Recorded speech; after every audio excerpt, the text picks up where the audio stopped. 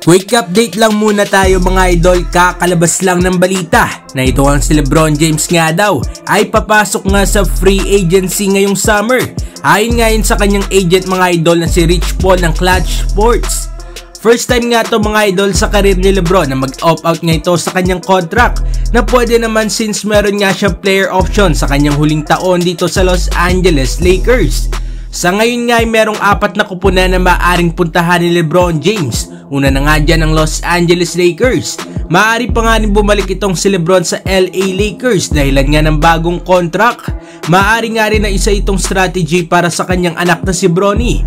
Dahil free agent nga itong si LeBron ay malamang na magkukumahog ang ibang big market teams. Nakuhanin nga itong si Bronny sa pag-asa na makuha nga rin ng amang si LeBron. O kaya nga sa rason mga idol na gusto na nga ni LeBron na magretiro bilang purple and gold player. Ikalawa naman sa listahan ng kanyang former team at hometown team na Cleveland Cavaliers.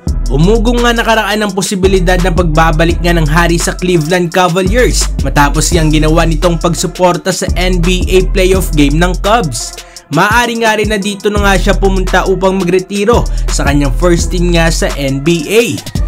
Ikatlo itong New York Knicks. Nakita na nga natin ang improvement ng New York Knicks at matagal na nga rin na nasa isip ni LeBron na maglaro nga para dito sa New York. Dito nga ay magkakaroon nga daw si LeBron ng mga mahusay na players tulad nga ni Jalen Brunson. Kaya di nga malabo sa pagpunta ni LeBron sa New York Knicks ay makakabuo nga sila ng isang super team. Ika-4 at huli naman sa listahan ni itong Miami Heat, kung saan nga ay nakuha ni LeBron ang 2 championship niya sa kanyang karir.